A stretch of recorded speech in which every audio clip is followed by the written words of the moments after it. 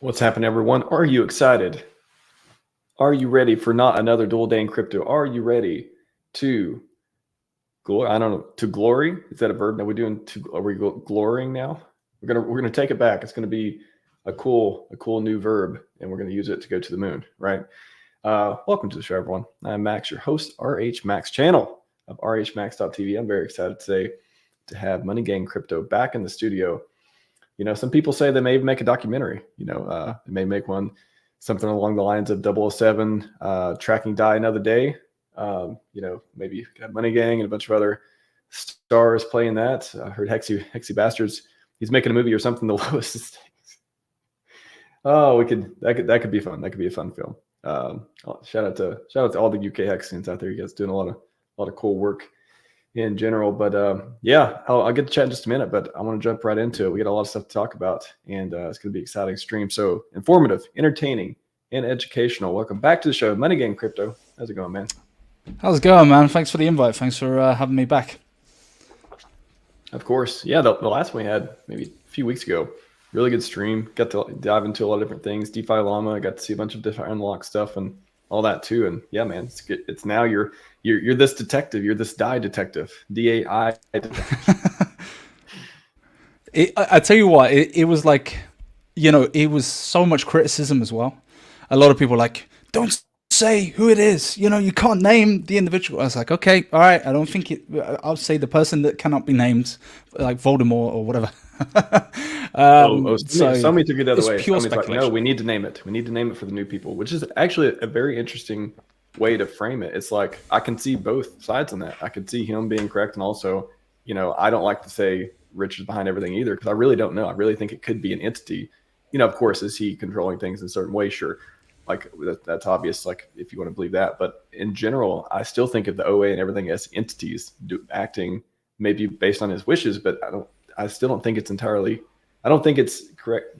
I don't know. I don't think it needs to be like, this is so obvious, it's Richard, all this stuff. I think there could be more to it, but everyone's like so sure about it. So anyways, I just want to give that nuance. Oh yeah, it's someone. It's someone close to the space. We don't know who it is. It's pure speculation. Obviously, it's just what we do know is that there was PulseX sacrifice funds. There was DAI in those wallets sent to a bunch of daughter wallets, and then those daughter wallets have done some activity. Hence the videos in the last few days that have been popping off, and obviously a lot of the PulseChain influencers starting to talk about it, which is it's good. I like it. Yeah. And even if it is him, even if every single thing is himself behind his keyboard typing all stuff, who cares? Like, he doesn't need protected from Manus either. Like he can do whatever he wants. Like there's no, he's already covered himself enough with the no expectation stuff. He set everything up. Genius billionaire founder guy. He doesn't need like us to talk about it or not talk about it or name it a certain way or whatever. Like it's literally like, oh, this stuff is just, I don't know. It just comes out of nowhere really. I want to pull up a tweet as well to kick this off before we get into the DAI piece, because man, oh my gosh, has he been on fire today? Just this one. He had 2 or 3 today, but this things I usually miss. The bottom is also 20% wrong so far. Guessing S&P 500 with dump. There's been a ton of commentary on that on Twitter as well today and yesterday, and all different directions. Then also him posting the video of him saying, "Oh, it could be 11K, it could be 15K if they print a lot of money," all that stuff too. But anyways, I'm still amazing. Bitcoin isn't all times highs yet. Neither are the coins I founded. It's okay. Just those words, it's okay. Money Gang Crypto. What does that mean? What's okay? What is Richard saying here? I like to see people's actions rather than their words, but I think it's all going to play out pretty good. I have a theory. That's all I'm going to say. I'm a speculator. I'm a player on the internet who talks about these things, but I'm sure it will do fine. I think a lot of people are forgetting what's in the pipeline. Like, I really think that people are slightly distracted by smaller things. So someone recently put out, I can't remember, it might have been KTP. Shout out to her. She's doing great work. She put out when the Godwell is going to be putting in limit orders. He put some limit orders for ETH, right? ETH sales. I'm pretty sure we're close to that mark whatever that mark was, I'm pretty sure it was about $3,200, maybe $3,400. Someone might know in the chat, but we're close to that amount. And you forget what Godwell did with Hex the first time around. Again, we've been talking about this DAI stuff, and there's been a lot of stuff going out there, but it might not just be Richard. There's other plays in the pipeline as well. I'm very bullish. I'm very bullish on what's going on, mainly because of what happened back in December time, around the Hex conference and all of that, and the pump that happened. That was confirmation for me, because at that point, I'm not going to lie to you, I was like, what's going on? Why is the whole market pumping? Why are we not making any moves whatsoever? And then everything changed. And I think that we have the loudest, brashest, strongest voice in the whole of the crypto space. And we're going to dominate. I think we're going to do very, very well. Just remember, guys, like the typical way things go, you have BTC that rises up. It does new all-time highs, all of that. And then the money kind of moves into ETH, and then the money moves into alts, typically. But yeah, real interesting to see. Yeah, I mean, it's 60K obvious. Bitcoin, huh? 60, I think it hit 64 or 63. 4 today. 60. I mean, this chart says 63,844. We can round it to 64. Maybe on some exchanges it hits 64. You call it 64. Incredible. And just this ecosystem too. Obviously, anyone who dares to pay attention knows this place is primed to pump. We've got everything in place. I mean, really, in my opinion, all we need is the, retail. We need the money to come over. We need, whoever it is, the benevolent whales are acting in the ecosystem. Like, we need just more money, not trading between each other, instead of P2P to P2E type of thing that somebody talks about too. We just need more of that. And like everything else is in place. Like, it just needs the money, the investment, the more trading volume and all that stuff. All the stat, everything's here. We don't really need anything else. There's more products coming this year. Edron V2. Hopefully the timed, if the PulseChain devs are timing updates for PulseX and stuff too. I talked about the bridge stuff. Like the bridge, I believe, it's Omni bridge, so it can support more than ETH. What if, if a month or two from now we see, hey, now it supports BNB, now it supports Gnosis Chain, now it supports Polygon, Matic, and all this stuff. Like, these all seem like easy to do things that could be timed strategically, to give emphasis to people to see, hey, this thing go up. Here's all these features. Oh, you like new features? Here's the new feature every 2 weeks or something else coming out. So that's the ideal situation. I don't know why that wouldn't happen. Again, we're just so primed. We're like the primedest of the primed, and everyone's just waiting, either believing more or believing less each day that passes. Yeah, I'm very excited for this bull run. Just the way that I like celebrating Bitcoin, and everyone's going to get this FOMO, right? It's like a lot of people are going to be, hey, I'm missing out on the party. I didn't get invited to the party. And, that group of people are loving life because they're nearly hitting the all-time high. But it's a matter of time, guys. Like, literally, Bitcoin did a bit of a pump and then it dropped off. And then it's pumped again. And so this bull market is going to be great. I really have, maybe we see an early bull market, compared to cycles before, but I'm very confident that it's going to be a very good bull market. Don't chase the green candles because Bitcoin's going up and doing 64K. It's like the worst possible time to buy Bitcoin. There's like literally the worst possible time.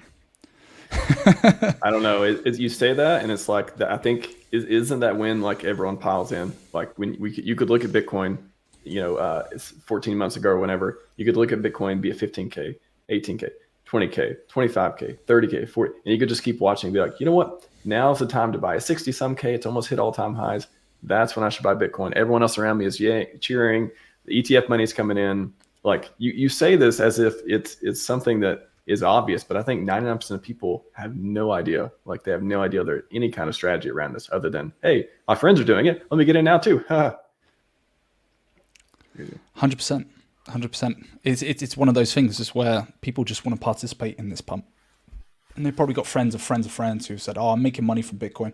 Next thing you know, you see it on news. There's so much confirmation to what's being said. Hey, you should buy. Look at it. It's all-time high. It's definitely going to go up to 100K. It's definitely going to go up to 250K, $1 million, whatever the speculation is.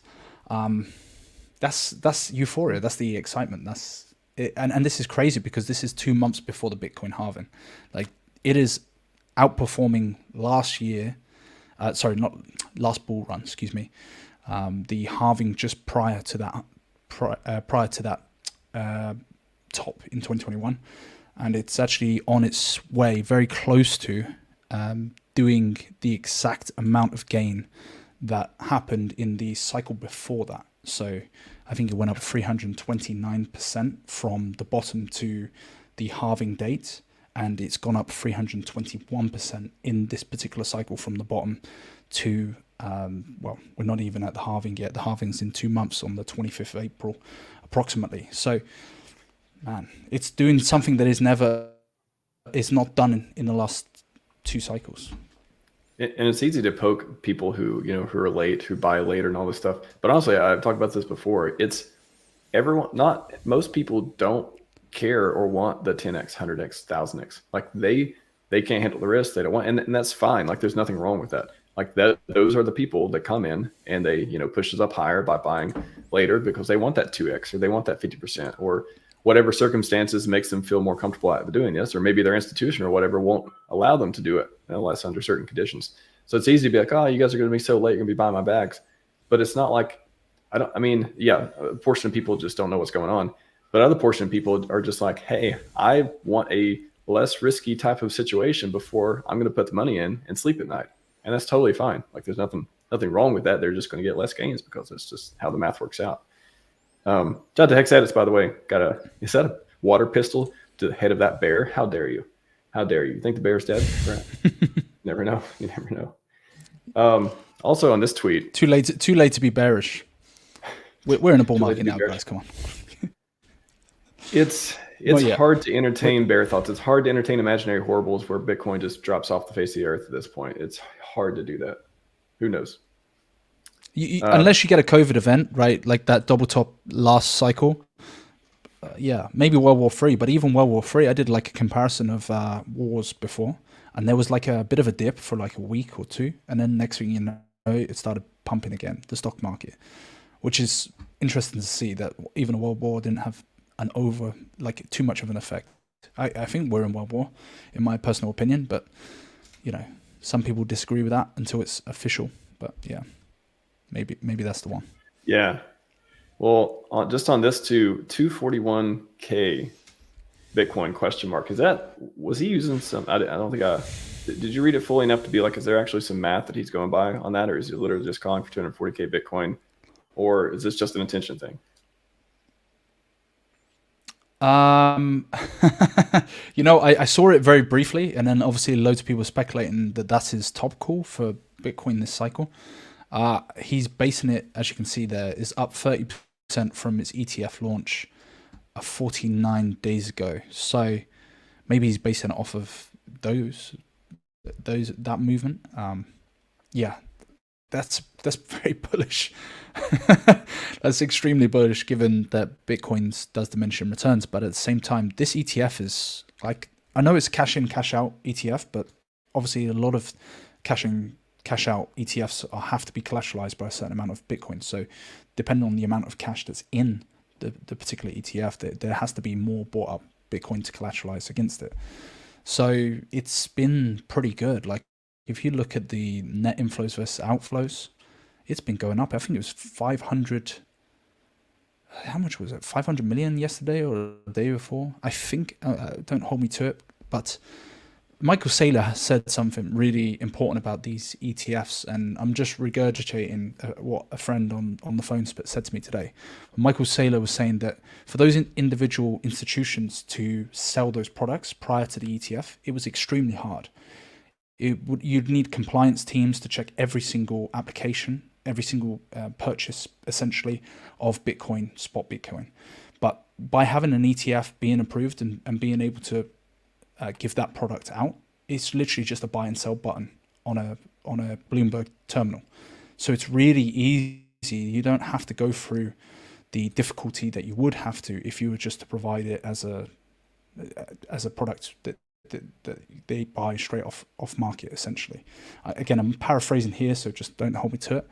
But that makes me bullish on also what's going to happen with the Ethereum ETF, because in my opinion, August 2024, very significant date, is when the deadline for BlackRock's application is going to be. So the first deadline is May 2024, and then you've got also BlackRock's deadline in August 2024, and typically they kind of follow what BlackRock does. Again, you can look into that and you can say who runs the world, which companies run the world.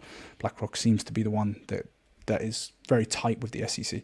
So I think that that's when it's going to get approved. Some people are saying end of year, some people are saying May, some people are saying August. So you think that this is kind of euphoric? I mean, imagine what happens when there's an Ethereum ETF. Like, it's going to go crazy, in my opinion. It's crazy. Yeah, I mean, I've seen Justin Sun was tweeting about Tron ETF recently. Just like, I'm not sure how serious they were. Solana ETF. I'm sure we're going to hear all the ETFs now. It's going to be Solana ETF. Yeah. I think that's going to happen next cycle.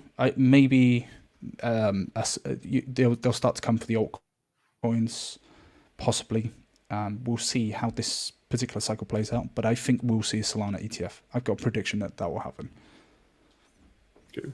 It's and just on this one too, I never thought I'd see Richard tweet about Bitcoin price again. Like I was shocked. I was like, not only is he tweeting, he's like, sort of like bullish on that. And then of course, he gets in what he's here for, to get attention to his products and stuff too. But it's very interesting. Like he talks about like, just I'm seeing smiley faces, man. I don't see a lot of Richard Hart smiley faces in tweets. Like, what is the guy happy? Is he like the glory plan is finally? He's like, oh, I can finally make some steps now that these conditions have been filled. Like, what do you think? There is I've always speculated there's like a big whiteboard somewhere in a castle far, far away, and he's got like his plan. He's got the devs. He's got like 12 cameras. He's got the video chats and all this stuff. And he's working so hard and he's like positioning and got the calendar going and making events and calls and adjusting it based on the data in the market. Do you think like something's, in January, we saw some moves. December, perhaps you could even say we saw some moves. And then we keep seeing the DAI stuff move around, which we'll get into. Is the plan? If there is a plan, are these just little pieces? And we're seeing the glory on the horizon? So let's address a couple of things. Firstly, let's talk about his positive attitude towards BTC. We've got to remember that Richard Hart was a BTC maxi. Let's not forget that. I think, this is my theory, okay? This is just speculation, and hopefully his alternative account tweets about this. I believe that he was let down by Bitcoin. I actually believe that he got to the stage where he was fed up with Bitcoin, and he came to the realization that it's not going to do, it's diminishing returns, and so he suddenly became more in favor of kind of ETH and the alts and created his own product. But it's kind of like you played for an old team, you play for an old football team or soccer team or whatever, you used to play for them, and you're starting to see them do well. You're still going to have a fondness for that particular team. And I have a fondness. When I see the Michael Saylor memes and stuff like that, I got a fondness for Bitcoin. As much as I say, hey, Bitcoin's diminishing returns, hey, you want to get into the altcoins, you want to do this, I do actually like the fact, because as a collective, crypto pumping in the news, my parents talking about it, saying, hey, I'm up this amount. I even in Christmas, right, I got given this is I don't know if it's going to focus here, this is a nice little Bitcoin coin. Nice. Someone was thinking about it during Christmas, right? Because I talk about crypto all the time, and so yeah, there's a fondness, man. Even the fact that all these Bitcoin maxis with their laser eyes and stuff like that, I love this. I love to see crypto bumping, and I also know that it will shift into the alts. That's how it plays out.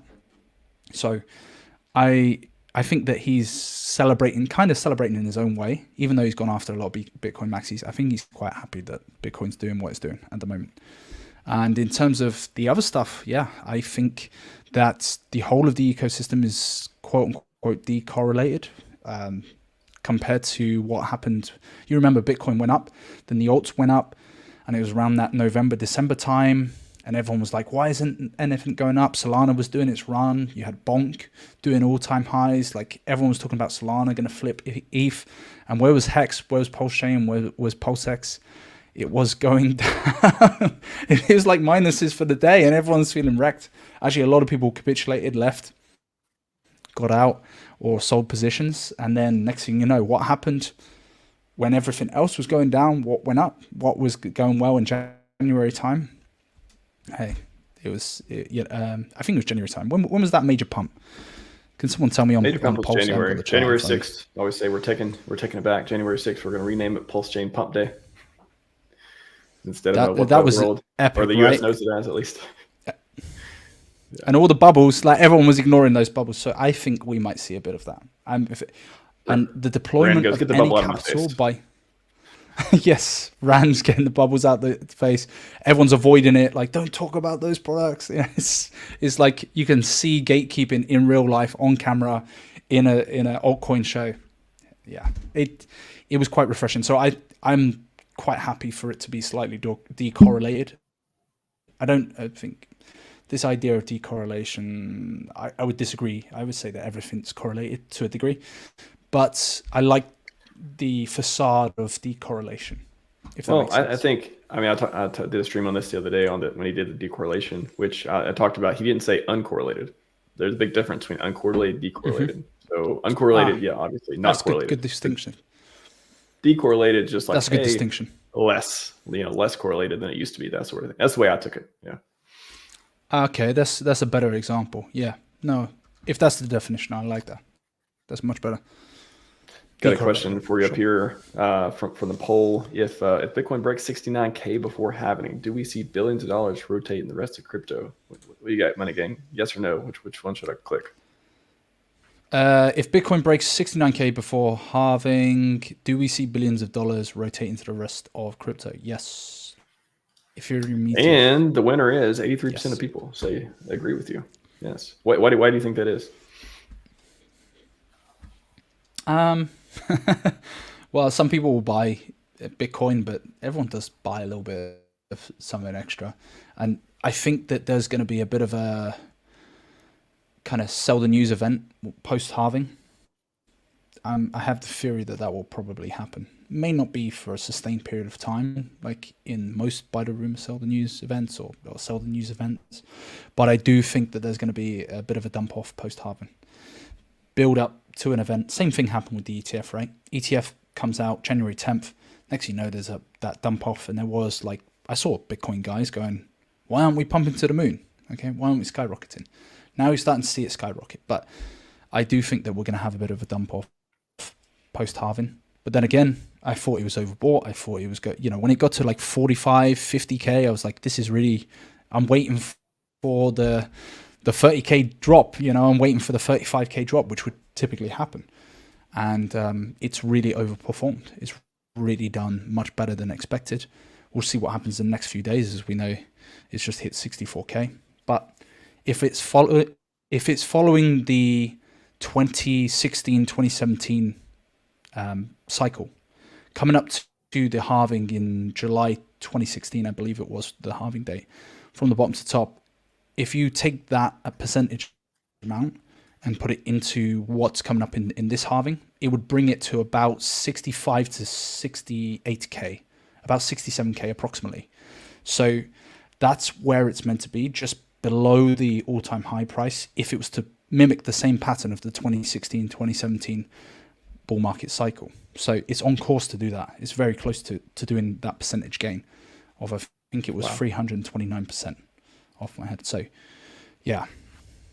I like this comment as well. Stephen Nagel, not $1 billion, a billion people. Wow. And they probably have more than $1 each.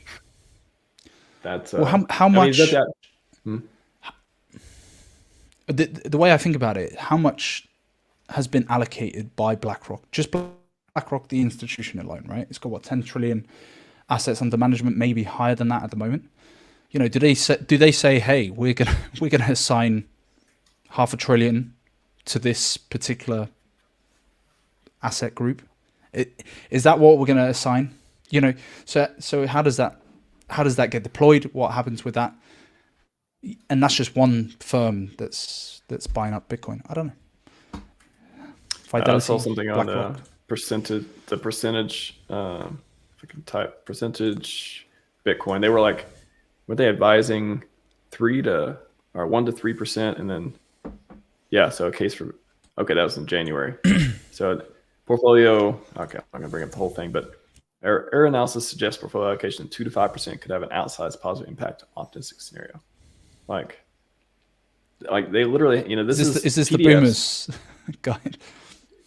Yeah, this is the, you go to a financial advisor, they're probably showing you, PDFs that look like this. And they're like, okay, would you like to hear about Bitcoin? And they start telling, boomers and just people up there with all this stuff, 1 to 4%, 2 to 5%. I mean, that is the scenario. That's why everyone's so bullish on ETFs and institutional products, right? It's like you have this trillions of dollars of people who want to make more money in the long term.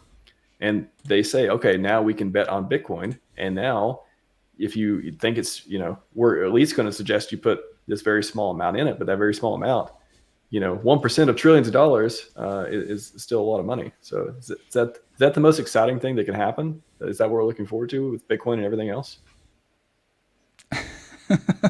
What, 1% of a decent portfolio coming in? Everyone says they're going to put in 1%, and they suggest, hey, you should put 1-2%. Come on, we put way more than that. I wouldn't be surprised if we see some boomers put in about 10% of their portfolio, depending on what they've got. You're going to get more guys like Gary Cardone, for example, and shout out to Gary Cardone. But you're going to get guys like that who are going to come into the space and go, hey, crypto's the future, man. It's like, it's going to be real interesting to see a lot more people taking a bit more risk, because every guy's got that fire inside their stomach that they want to get involved with something a little bit more risky. So they'll probably chuck a bit more than that. They'll see the potential, they'll see the movement, and they'll probably chuck a bit more. And to buy it just easily for an ETF, it's like, hey, makes sense. Why not?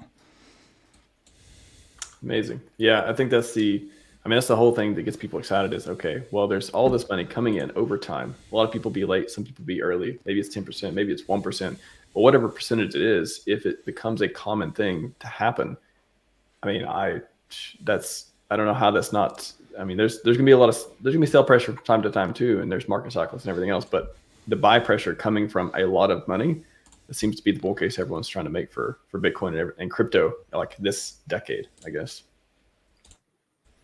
It would also, like, if it's moving so quickly up this way, it's also going to probably come down just as quickly, I would say, once they start selling. I think the number one metric this cycle for determining where the price of things are going is going to be the net inflows and outflows of the ETFs.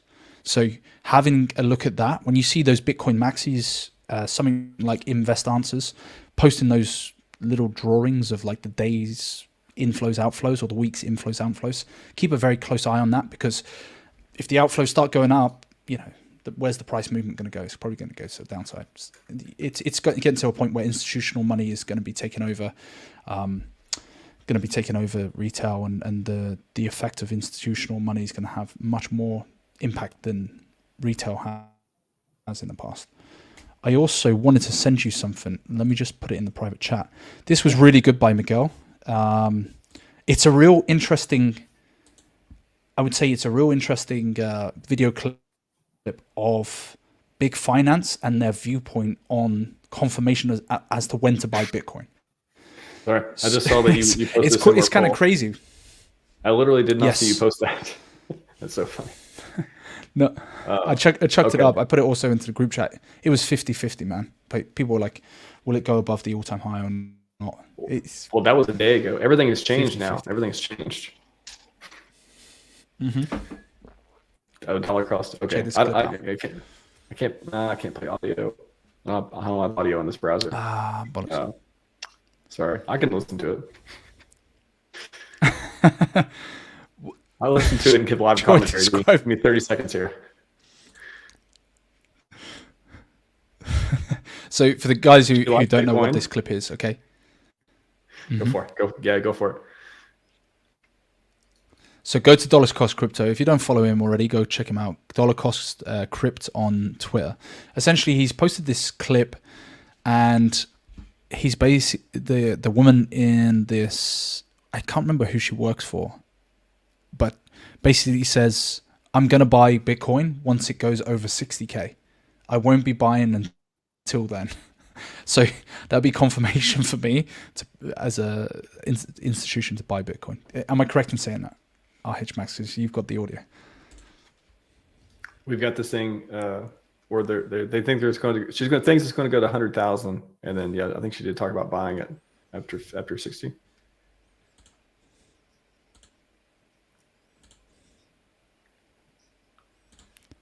That was it. Yeah, she goes, "We will buy if it breaks $59,000." Oh, I think it's going to 100K if it breaks the 59K. I think that's at least part of what she said. Wow, that's crazy. And this is a person who is on Fox Business. Hey, Richard was on Fox Business too with Charles Payne one time. He's a cool guy. Yeah, he comes across. That was a good time. He was on there. Although I remember, some of the interviews he does, it's like, I'm like, where are you? Are you like in a room somewhere? Like he said, I'm used to the throne. I'm used to the castle, man. And he'll go do some interviews. I'm like, where are you? Why don't you look nicer than what you look? I mean, I appreciate you being here, but like you're on TV right now. Like but of course, Richard, he probably doesn't care. He probably thinks he looks good in anything, right? Like he's like ultimate confidence. So anyways, love you, Richard. You're awesome. But he'll stream. I'll put a bet right now. He'll stream in 2025. I'm going to put money on it. 2025, Richard Hart streams. 100%. I mean, I think that's unreasonable that it's almost like if he doesn't stream in 2025, I don't think he's ever going to stream again. Like he must. I could not believe I wouldn't see him either this year. Honestly, this year I could even see it. In 2025, hopefully SEC stuff is gone, all that stuff too. So if there's no SEC stuff going on, we're running out of reasons not to stream, I think. But again, who knows? He's the 4D chess player. I'm just the humble hexagon. But man, it's what do you mean? All right, he does look great in Burberry. No, I was just saying the one with Charles. All right, damn it, I gotta go find it now. All right, quick tangent. Charles Payne, Richard Hart. Maybe it's this one or another one. I was like, man, I wish you looked like not bad. Yeah, I had the black thing in the background. This one. Hold on. That's a great interview, by the way. Okay, he don't look that bad. Maybe it's just he's looking a little red or something. I forget what it was, but I was like, man, you're on with Charles Payne right now, man. He looks fine. I take it back. He looks great. Maybe the black background. Maybe he is in the throne, sort of. I think that's the chair. He's just super zoomed in for some reason. Anyways, you look fine, Richard. Don't worry. He's definitely watching this too. He's one of the 200 people watching right now. Do you reckon? Shout out to Richard. Shout out to Richard. Shout out to Hexalina Steaklot. Got a lot of great names in the community for sure. All right, DAI, man. Let's this is your documentary, man. This is tracking DAI another day. This is your life's work. No, you've been putting out. This is my life's work.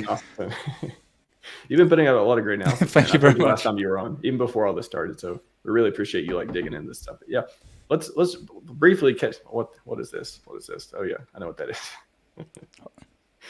I'm getting told to unmirror my camera. There we go. I didn't see it. I didn't know that Elon posted this. That's hilarious.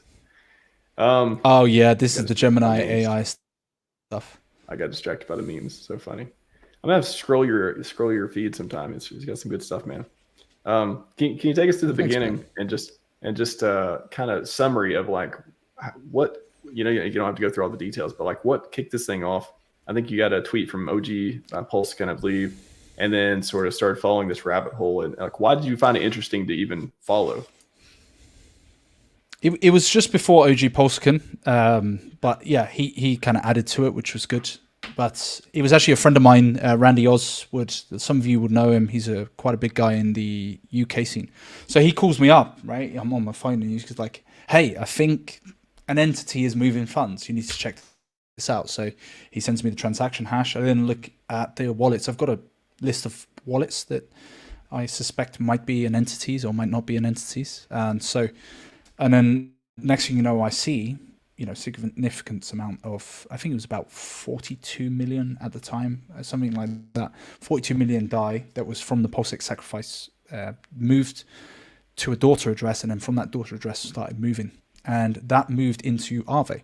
So I originally put, hey, Aave, I think somebody named Richard might be move into Aave. So then I looked at it, I kind of broke it down. There was money that was moved to a DAI, which is like Aave's representation token. So when you put the DAI into the protocol itself, you earn some yield and you'll receive a DAI. Then there was also another function that was done on that. There was a breakdown of, I think, 28 million that was then divvied up into about 14.1 million into two different wallets. So if you follow the chain of wallets, it's like a load of different transactions because it gets sent to two wallets, then it gets sent to another two wallets.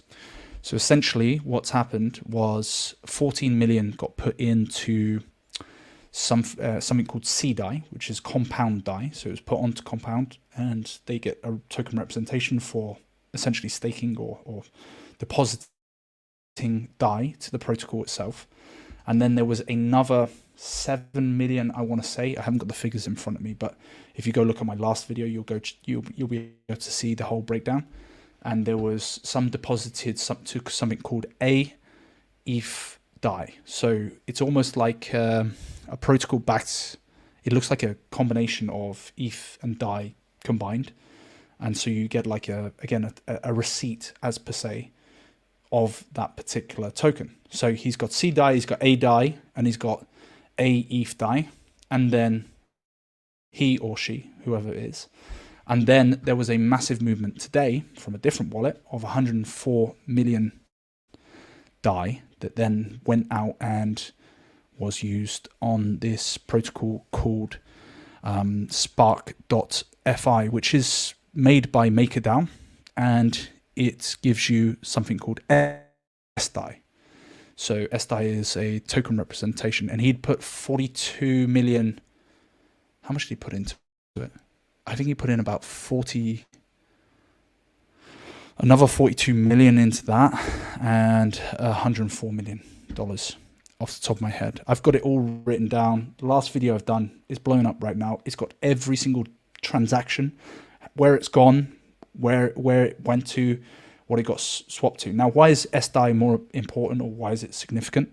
Well, one of the wallets that exchanged 42 million DAI for SDAI, it ended up sending $50 of that SDAI to another wallet, which then sent it to another wallet, and then that wallet took that SDAI and bridged it on the PulseChain Omni bridge.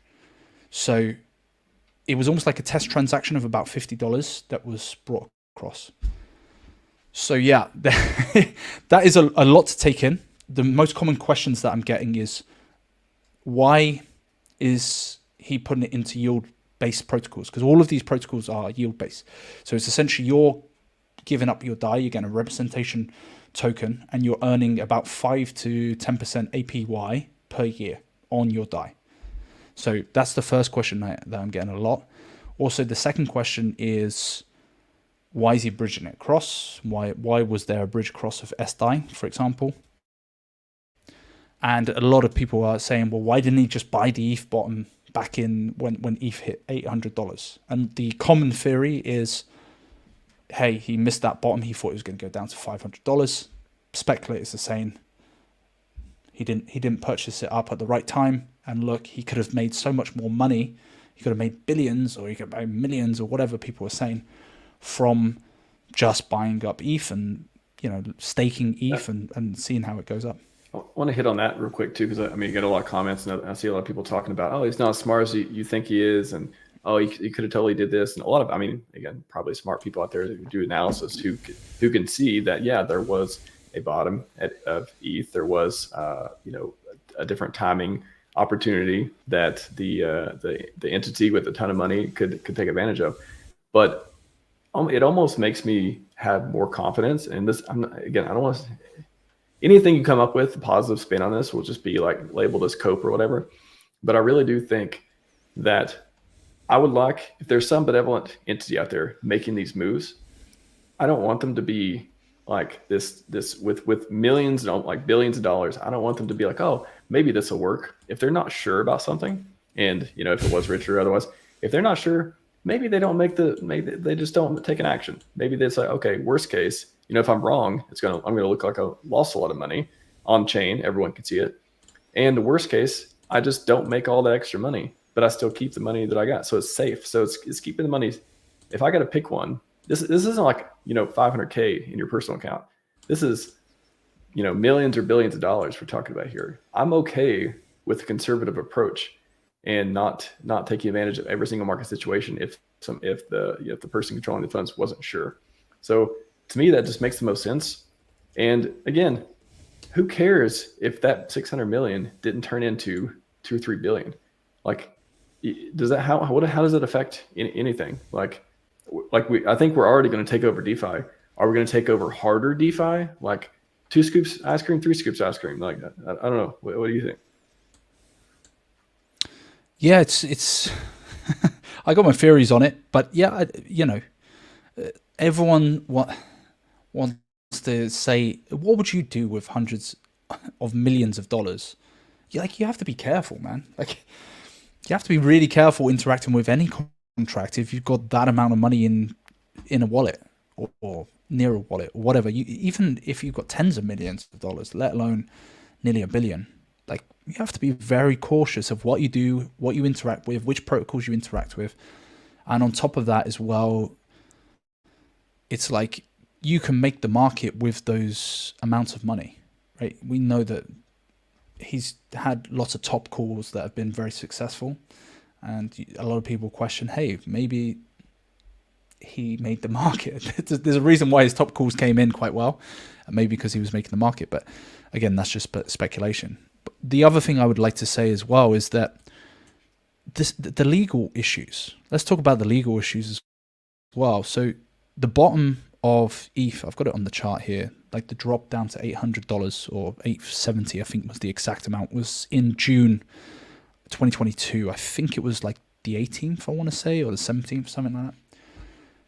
When did the SEC lawsuit come against Richard? It was 1st of August. Do you think that Richard knew about the SEC lawsuit prior to the 1st of August? Do you think that there might be some knowledge of that? I remember he was quite quiet around that time.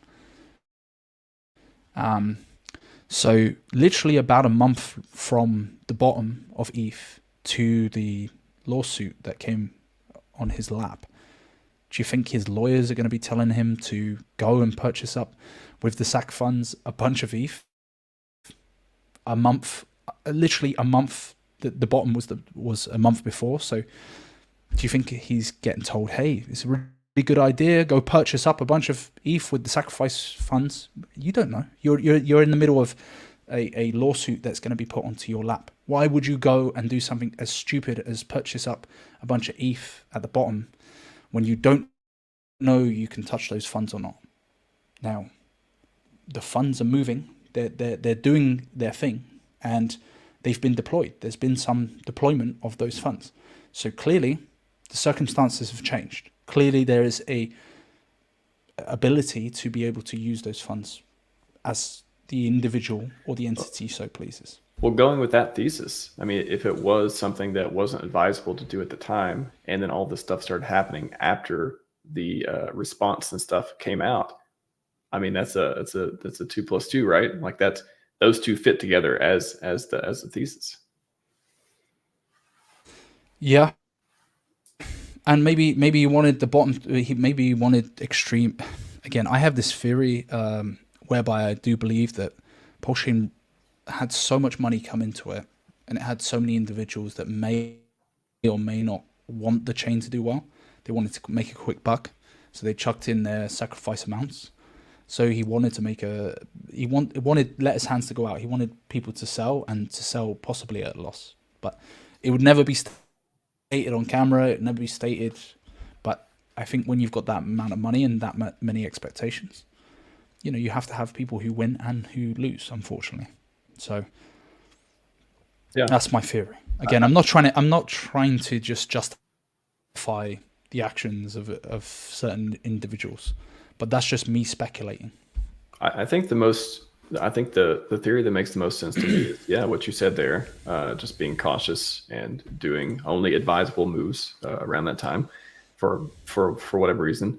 And then again, just my point of being a conservative person with a ton of money that most people never even can even visual. I mean, I don't think any human brain can actually visualize what $1 billion is, let alone several billion or a trillion. And the pressure that you got to not have, the pressure that you must welcome in order to manage such a thing. So, or manage it with your entity or otherwise. So those two things make the most sense to me. And, I think I'll just go with the obvious, and that's why. And like I said, it's 2 scoops ice cream, 3 scoops. Like, would you rather have $600 million or would you have, $2 billion? Like, does it even matter at that point? That's just one piece too. That's just one piece of all these other pieces too. We're not even talking about all the million ETH from the AA. I mean, we can talk about all that stuff. Like, I don't try to believe I'm smarter than billionaire genius founder guy. I try not to do that. But the other two, it's gonna be interesting. The other 2 points I want to get into too was the first 2 you touched on, just around things moving around. Why? So the most straightforward explanation is earning yield. So you put things in, that's what the protocols are used for, right? You mint the DAI from the protocols to earn the yield. You get a certain APR per year, all that stuff too. So if you go with the theory that, it's just not going to be parked in there for the cycle or something, or it's not related to helping the PulseChain ecosystem at all. If you just like get that out of the way and think, okay, how can this be beneficial? What could this be used for the helping further glory for the ecosystem and all these other things that we build upon, the foundations of why the guy exists in all these different dimensions. What other case could you make? We could talk about liquidity pairing and stuff, bridging. I mean, I think the coolest thing to me that happened was the test transaction. I think the most alarming, the most interesting thing was the test transaction of having all the millions of dollars and then just sending $50 bridging across the bridge. To me, I didn't even get it at first. When I first saw it come out, I was like, oh, I think I didn't even realize he actually sent $50 across the bridge of what could be millions of dollars. That's the most alarming part to me. So how does that, if he were to bridge the millions of dollars across in some form of stablecoin after the test transaction, assuming they found out it worked, how does that help the ecosystem? Is it just pairing stuff with it? Is it you think it'll be like buys of the actual tokens? What are your ideas on that? I'll bring up some other speculation too, but what do you think? That's a good question. I'll be honest with you, it's not something that I've overly thought about. I know I've been doing a load of stuff on it, but it's not something I've been overly thought about. I think it could be paired. It could be used to purchase up tokens. It could be used to, so much of the ecosystem is so bonded together, and he's bringing essentially something from another chain. It can be from Gnosis chain, it can be from Ethereum itself, it can be multiple different chains. You can take it from that particular chain, bring it across. So he's bringing value into the ecosystem itself. Does it get paired with certain products? I have to ask smarter people than myself to really analyze this and go for it, because it's either the interest is going to be used every month. So there's going to be 7% approximately per month on $177 million, which is still quite a bit. Or it could be a case where, I don't know, maybe it gets paired to something. It's really hard for me to distinguish what exactly is happening, but yeah. What's your thoughts? Let me hear your thoughts.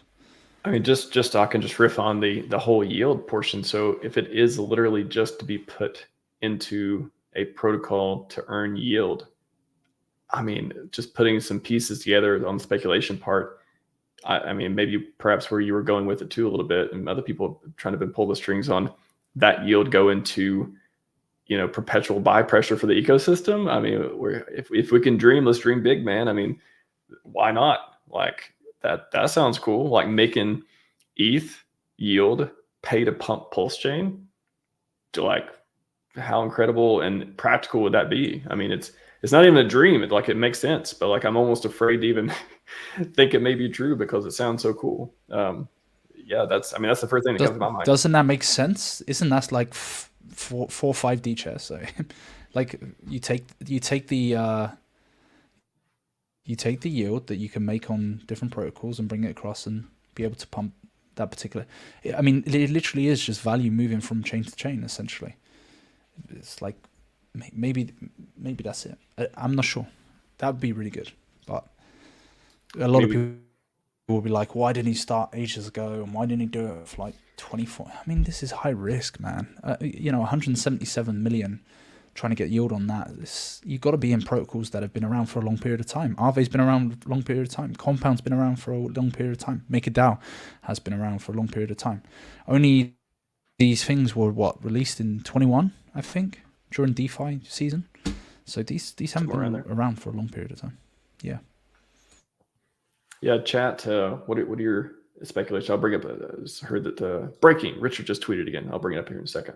But what do you guys think? What are your best theories? We got quite a few people here. What are your best theories on what would make sense? Again, if he's putting money, if someone is putting money into protocols on ETH to earn yield, and we don't just think, hey, we're just going to earn yield forever and cool, no expectations. I have no other stuff. If you assume something interesting is going to happen from it, is it to mint those coins and bridge those over and pair with stuff to add more stablecoin value on PulseChain to things? Is it to take the yield earned from that, use that for perpetual buy pressure type of thing? Like, man, we're here to take over. I don't know if people realize that we're like all these theories of no glory. They're just not nearly as interesting as the glory ones.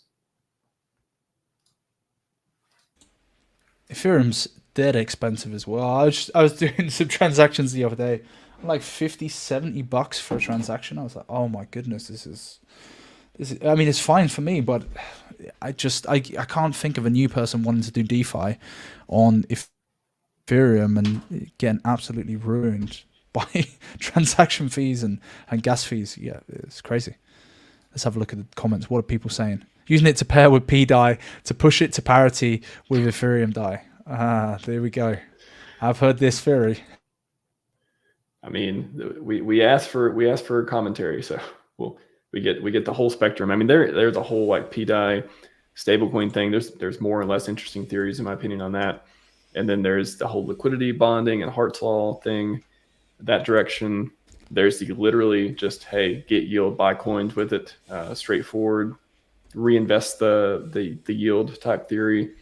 I think those are all more interesting than do nothing. And this is just random and just like, hey, Dad, go play with these accounts and be careful, okay? Like I don't know, I assume it's not that.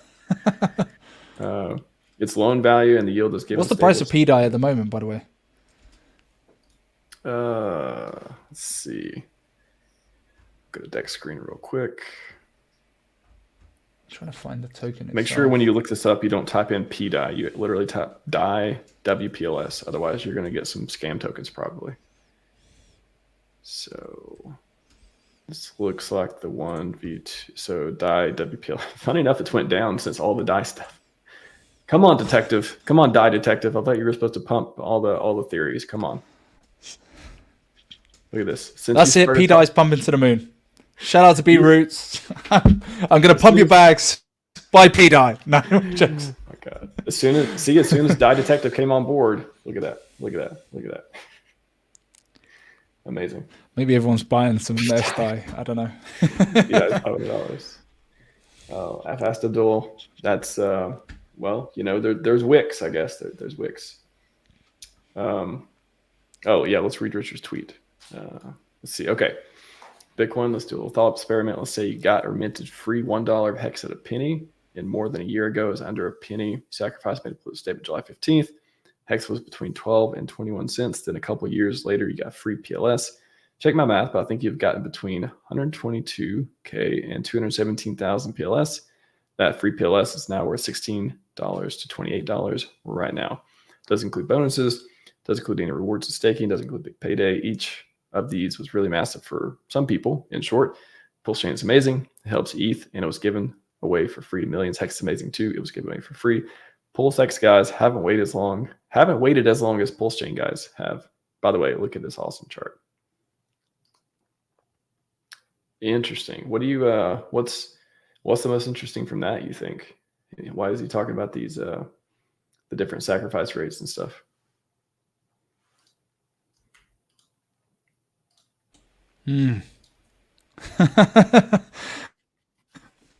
He's talking a lot about Bitcoin. I guess it's just literally putting more exposure. I mean, like the eyes are on Bitcoin right now. He's using the Bitcoin hashtag.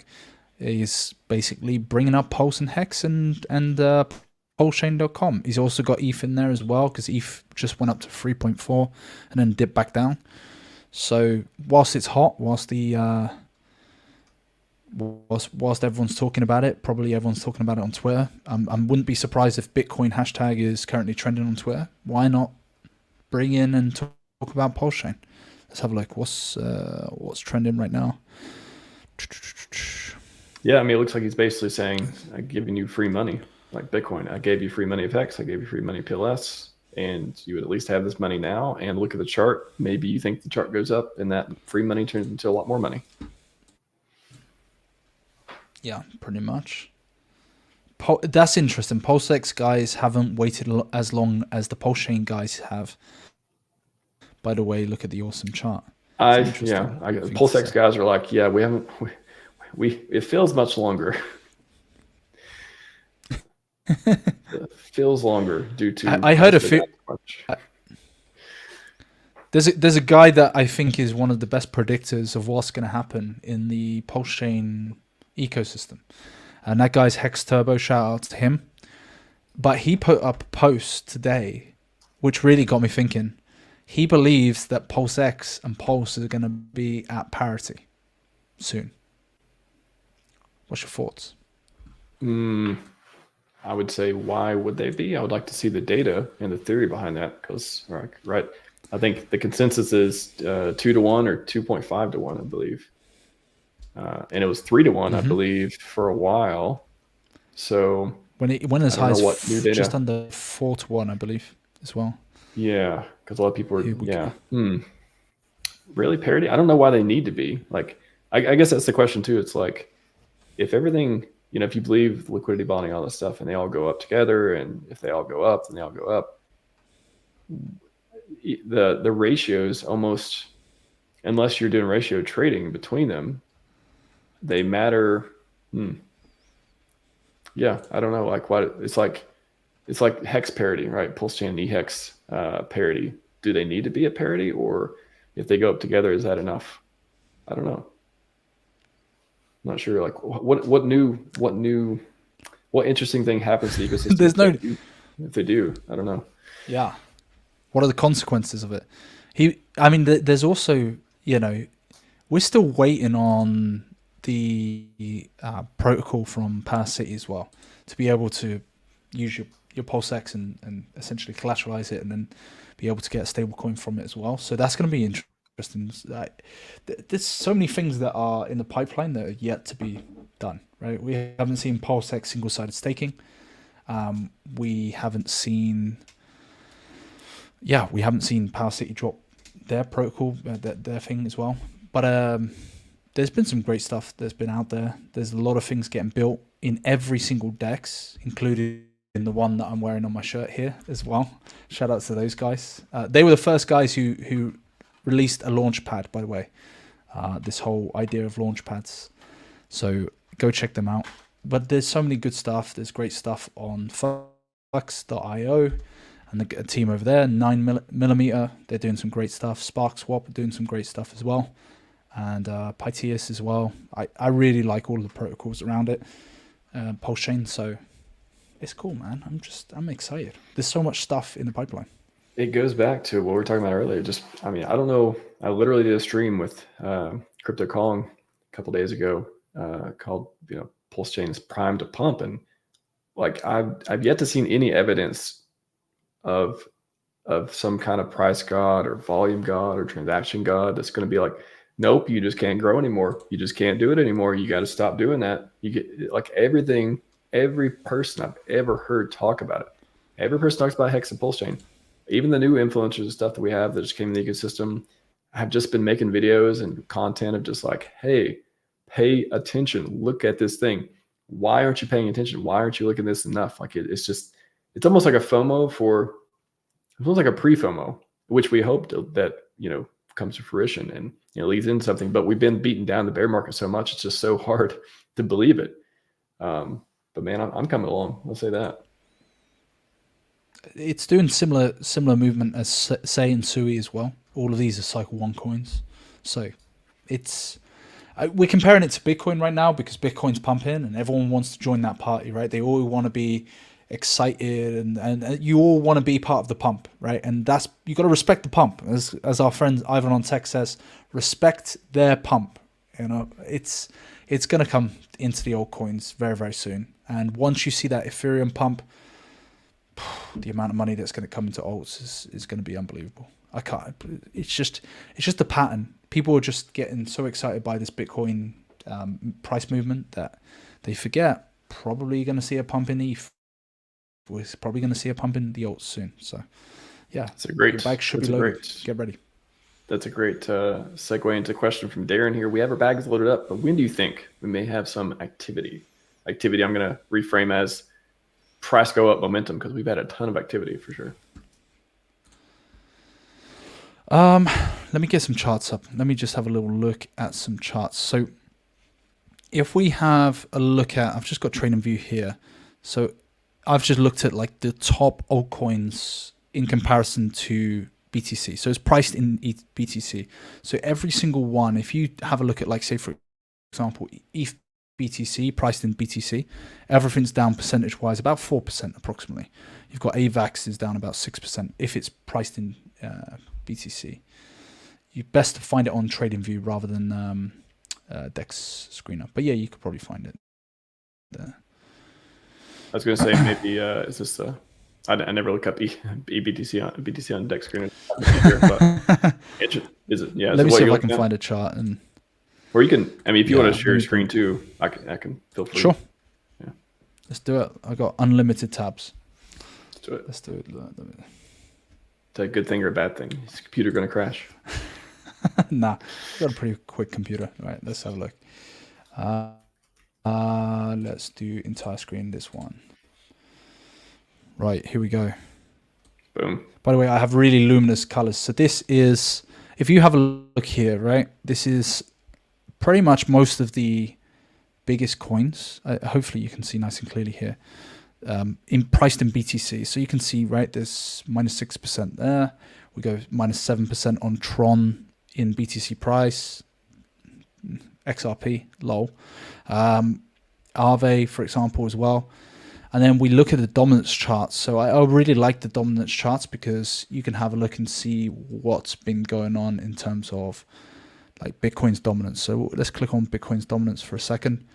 Bitcoin's dominance, I've got some drawings from previous, is nearly as high as the 2023 move. You remember when Bitcoin was making a move in December? Yep. When it was moving towards that. So that is a 55% dominance percentage. So it's very close to that. It's hitting about 54%. Now, if we go back, if I just press auto here, if we go back to its 2021 run, so the top of Bitcoin is 69K. We had it around about 45%. So it's higher in terms of its dominance, and it's been moving since September 2022 up in terms of its market cap dominance compared to everything else in crypto. Now, to give comparison here, if we go into ETH's dominance here, and what you see, guys, okay? This is from February, so let's just zoom in a little bit. Sorry, guys, I'm just going to do it like that. So as of 25th of February, so literally 3 days ago, it's gone down about a percentage in terms of its dominance, which is a significant amount of market cap to go down by. So ETH's market cap dominance, and you can see just the other day I put down, it was a 0.70. It's now further than that. It's now down to 18.30%. So that kind of tells you or gives you a little bit of a reflection that Bitcoin's dominance is skyrocketing, ETH's dominance is reducing. If we go on to something else as well, let's have a look at Solana, for example, which has been going down significantly and is at 2.35%. Let me just move this off stream here. So you'll remember in December that it went up significantly, went up to 3.27%.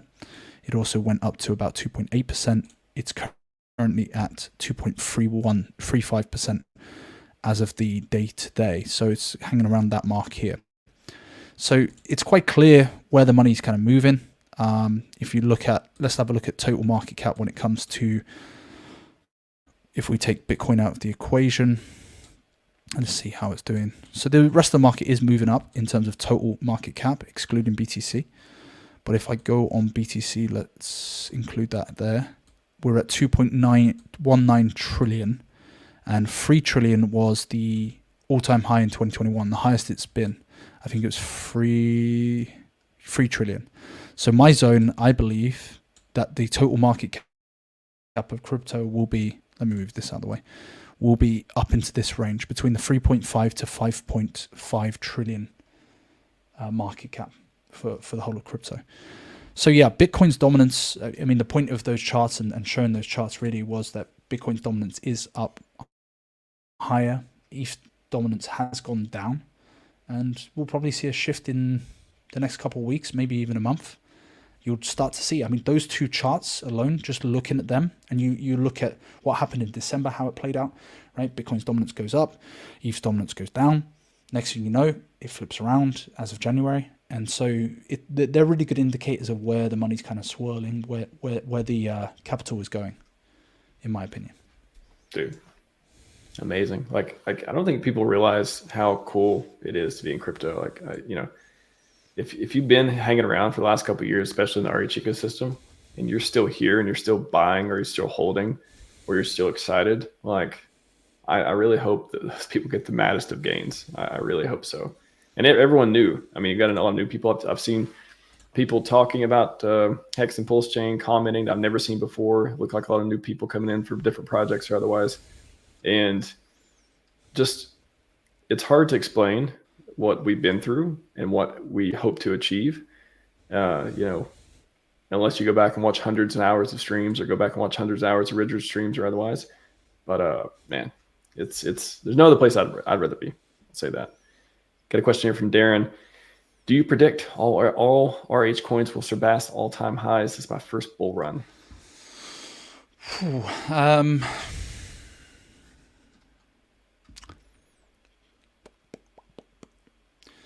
PulseX, obviously, Inca probably will as well. Hex on PulseChain, I classify it as a different product. Where does ETH go? That's the real question, and how much of that ETH goes into Hex on ETH. I didn't think that Hex on ETH could do that. I actually was quite skeptical about it. But then I've also seen that the walls that are stopping Hex on ETH have put in literal sell walls to rip through. So, and then I look at what's happened with the BTC ETF and the price of Bitcoin and the reaction of that. Just within, like, to give you a quick statistic, it started in January and it's done 50% of what the gold ETF USD value has got in it, and that was launched back in, I think, 2004 or 2014. I can't remember exactly which year. 2006 rings a bell, but yeah. 2006 maybe. Yes. So in a month, it's been able to do 50% of the amount of money that's in the gold ETF in just a month. So what happens when the Ethereum ETF comes out? How much higher does that Ethereum go? When you've got institutional money, when you've got BlackRock, when you've got many of these massive big companies that are allowing boomers to buy Ethereum off market, and Ethereum's a deflationary token as well. It's how quickly is that going to pump? And then where does that money cipher into? And the easiest way for it to cipher into any of RH's products is Hex on ETH.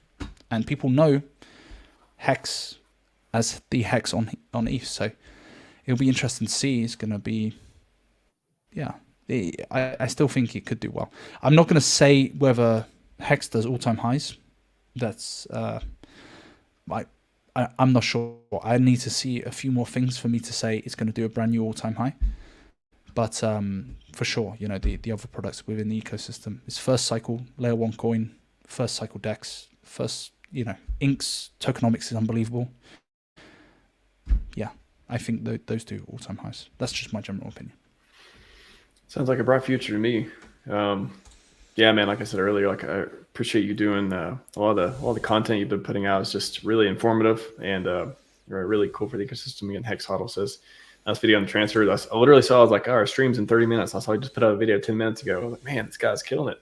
He's like really pushing it out. So good work on that, man. I'm trying to keep up with that damn Aussie across the pond, man. He's like putting out 700 million videos a day. It's killing me. God.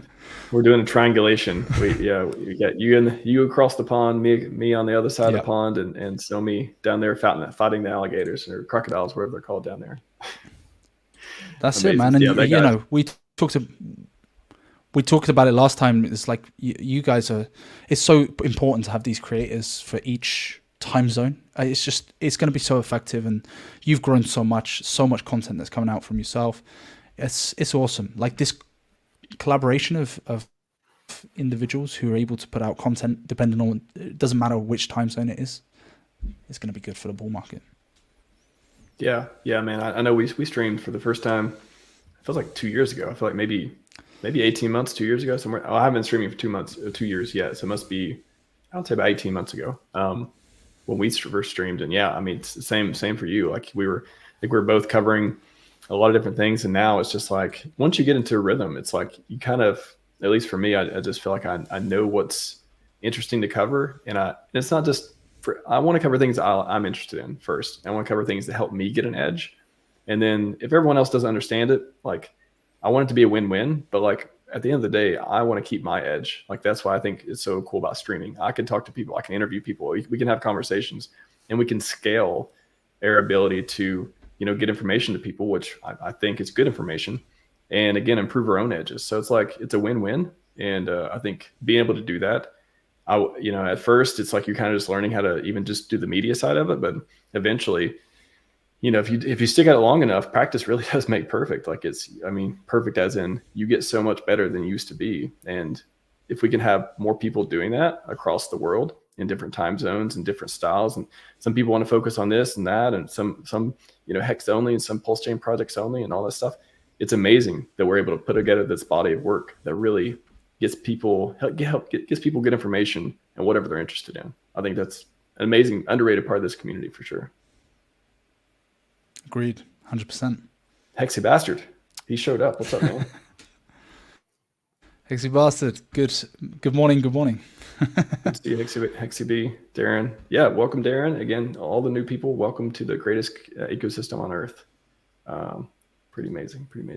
Money Game Crypto, everyone. Where can people find out more about you and your upcoming documentary?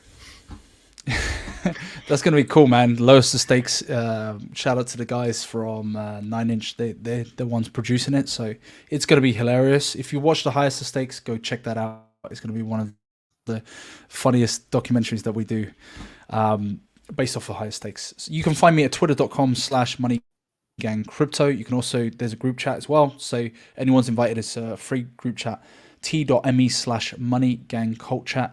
And yeah, that's the best place to find me. I also have Patreon as well. Do free content, do paid content, all of that kind of stuff. That is patreon.com/moneygangcrypto. So that's all my shilling, and I appreciate you having me on. I really appreciate the time, and it's been a great chat as usual. Of course, man. Of course, yeah. I don't think we've had a bad chat. It's been we're on a roll. We're on a roll, man. Yeah. What do you want to take us off on? Maybe just a 30 seconds, minute of like what makes you feel good about this ecosystem, especially being in the position of covering all the stuff you covered today. Like what do you want to send us off on? Yeah, there's a lot of money moving. Number one, number two. You know, I'm getting signs. I'm getting people outside of crypto. I got a guy who's big in Ethereum, and he's like, I got to do some transactions for him. So he's like, hey, can you pay me in PulseChain, in Pulse? So when I hear that kind of stuff, I just think you cannot doubt. Everyone's getting FOMO on this Bitcoin pump. Same thing happened in December. What happened in January? What happened in December? Bitcoin pumped. What happened in January? Just go back a few months ago. Like there's a reason why it pumps when it pumps. The rest of the market, it shines brightest when the rest of the market might take a little bit of a dip. So not financial advice. Maybe the same thing happens again. I don't know. I don't know. I feel like at this point, it's like I'm going to complete my third cycle, and it's like I'm watching a movie. I've seen this so many times. Some things look so obvious, but you just gotta, sometimes you just gotta experience it to know. It's amazing. All right, everyone, that's all we got for you today. Money Game Crypto, amazing stream. Again, follows his work and all that stuff. He's put out a lot of content. I've been enjoying myself lately as well. And again, if you're new to this community, there's no lack of information. You have every piece of information you need. GoRealDeFi.com, and that's the site I run. It's got a bunch of resources and links to the official apps and all that stuff. You can read all about that. I mean, there's a ton of content creators, a ton of people putting out information to make this place better, producing apps, TVL. I mean, there's a ton of streams you can look for that. So anyways, if you're new, follow some people in the community, get caught up, because boy, things are looking good. All right. Scivive. And if you're not bullish yet, guys, come on.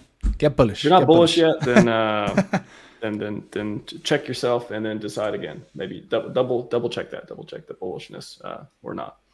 All right, everyone. Scivive and 5555. We are out. Appreciate it.